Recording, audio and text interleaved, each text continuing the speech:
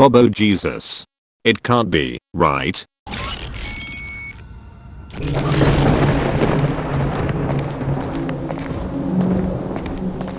Lord Drone, did you call me for something? Yes.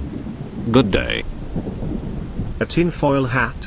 Why do I get the feeling I shouldn't be surprised at this point? Trust me, it's the right mood for today. Please take a seat. I've been revising my notes so far, and I got to a hypothesis that might interest you. So, let's try to refresh our memory a little. What is the biggest overarching question of murder drones so far? The one most people still struggle to properly answer to this day. Well, that would be everything regarding the absolute solver, starting with its origins, and what it is exactly.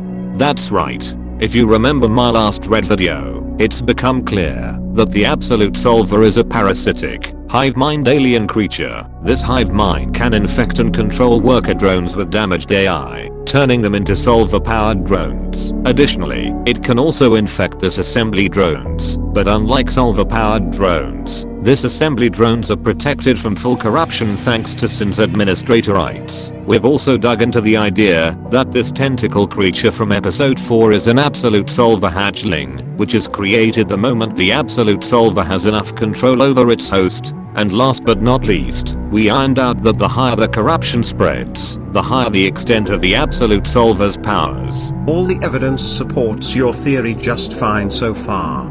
Did you find a hole in your theory? Not exactly. In fact, I'm confident that my current theory stands highly probable, but there is something about all of this that bugs me. Do you remember what the absolute solver did to planet Earth? It completely destroyed it by gathering enough control over many worker drones and spawning a giant black hole. But that's exactly what's got me thinking lately. Why? Bananas are fantastic. No, seriously. Why did the absolute solver destroy Earth? After all, you would think that a parasitic creature would prefer to reproduce and take over the entire planet, not to take themselves out with it. It just doesn't add up. Why would the absolute solver ultimately commit suicide altogether after having the whole world in their grasp? What could be the reasoning behind that?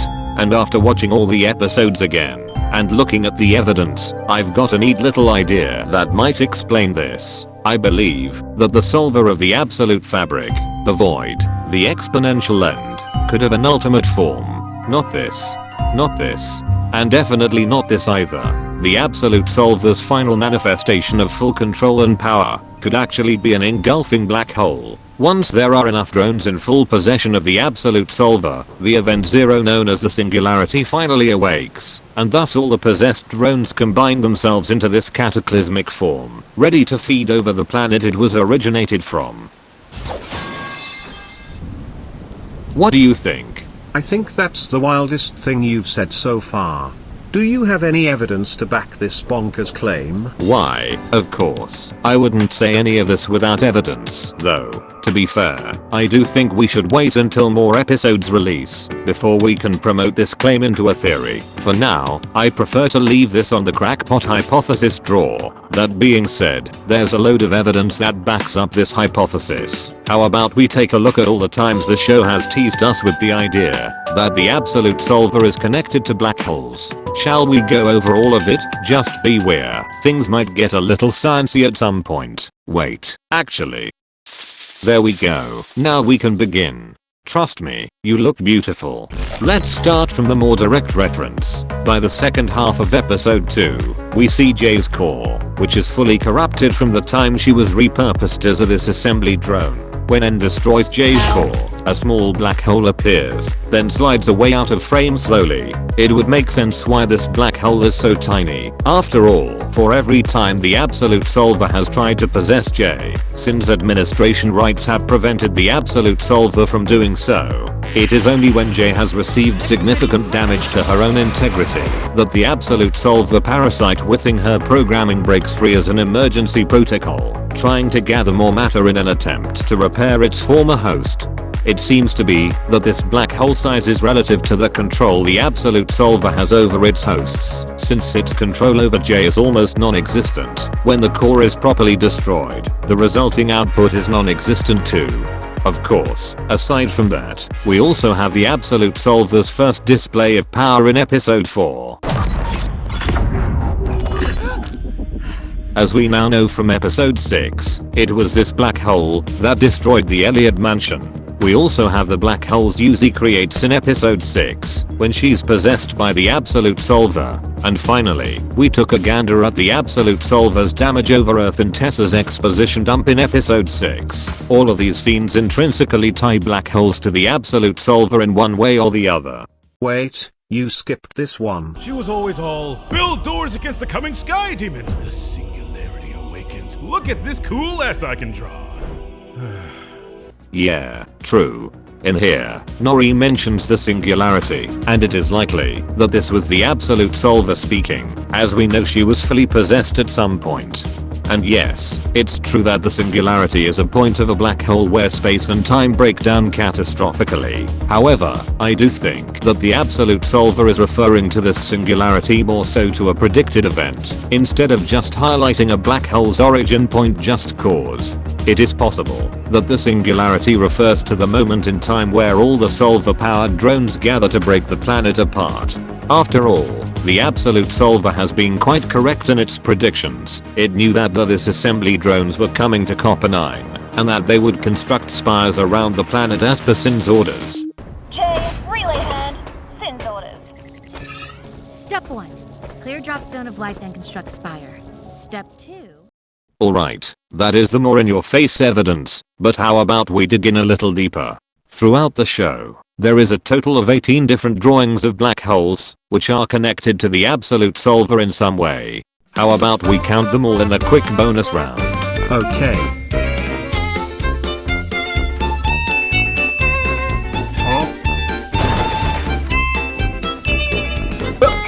Here I come. Oh, here I come.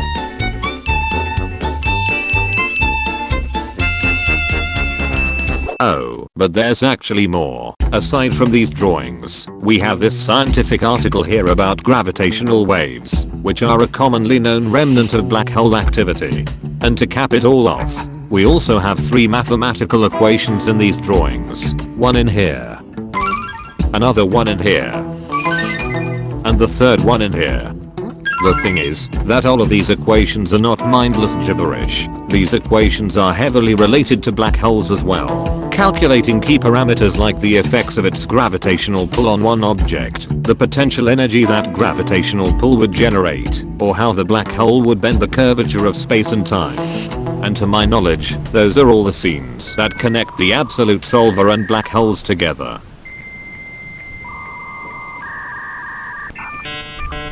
I told you things would get sciencey. Fine, I get it. The absolute solver and black holes are intrinsically related. But if there is no clear scene where the absolute solver says its final form is a black hole, then all of this is a bit meaningless. We kind of need more definite evidence.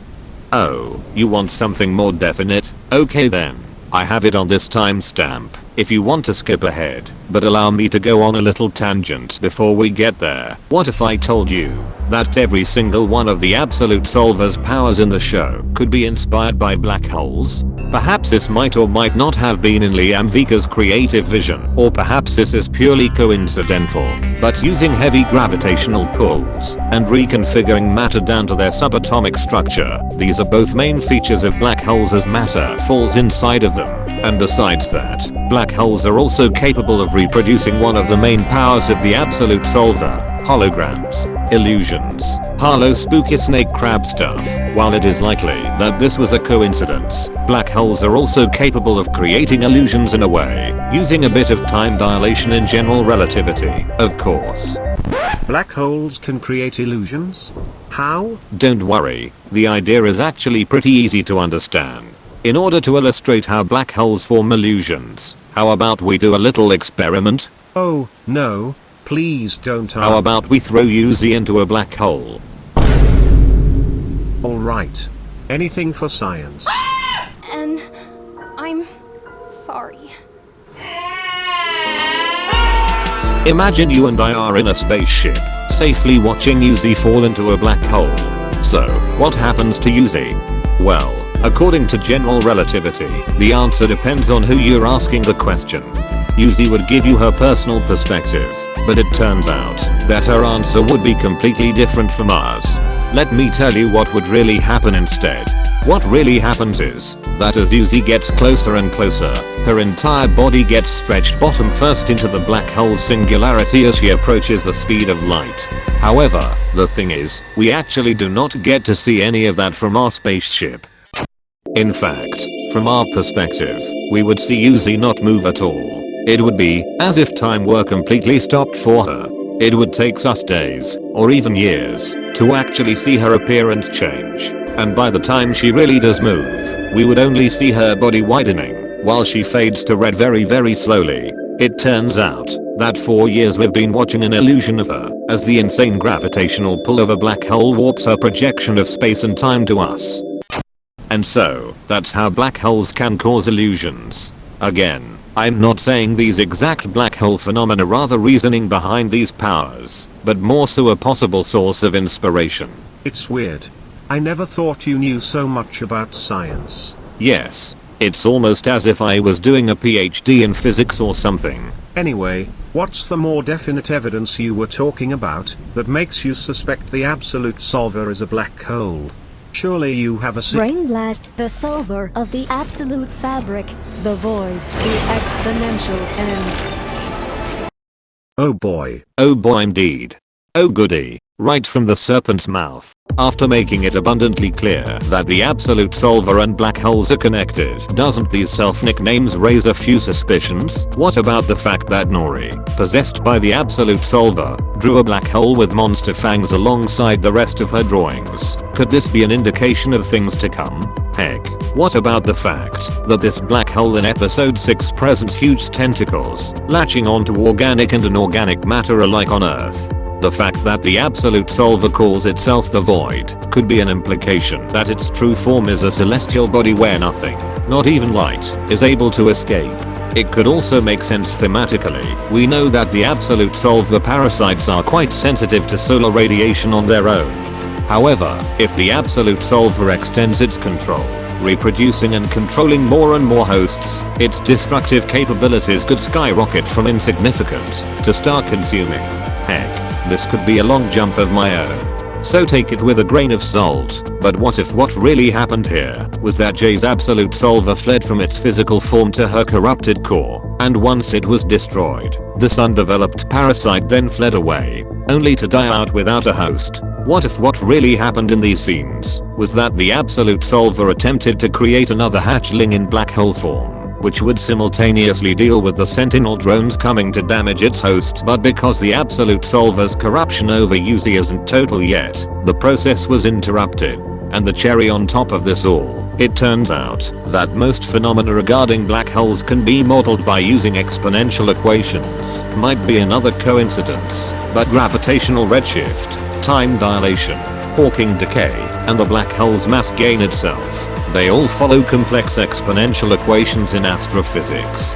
So yeah, perhaps this far-fetched hypothesis may not be so far-fetched after all. As much of a stretch as this may look initially, the absolute solver's final form might be a series of black holes engulfing different planets. After reproducing itself a bunch, the absolute solver gathers control of a high amount of drones, and if this hypothesis is correct, these infected drones ultimately combine their numbers in a transformation event called the singularity, which culminates in all the absolute solver parasites transforming into a black hole that constantly feeds over the planet it was summoned. If uses corruption as anything to go by, I believe that these are the same steps the absolute solver wants to follow for Copper 9 as well. Along with Yuzi and all, the absolute solver will take control of the rest of the Cabin Fever Lab subjects in order to destroy the planet completely. I rest my case here. Tinfoil hats off. What do you think? Is my crackpot hypothesis a little more plausible now? Okay. I can see why you would think that the absolute solver would have a final form like this. But we kind of need more evidence. Seems like a big leap from everything we know so far. Right. This is why I don't want to call this a proper theory just yet. I want to wait for a bit more clarity before I expand on this hypothesis. It is quite likely that we'll get our answers by the time episode 7 releases. I'm excited to see whether I'm right on this or whether I'm wrong in an incredible fashion. And that brings us to the end. That's all I have for today. In case you missed it, this was one of my planned 4 uploads as episode 7 starts rearing its head. If you want to stay tuned for the next upload, please stick around. Also, it has come to my attention that the Glitch X stream will have a Q&A session with Liam Vickers. I will keep my eyes peeled if he says anything interesting lore-wise, and if he does, perhaps I might fit another video into my schedule. Alright then. See ya.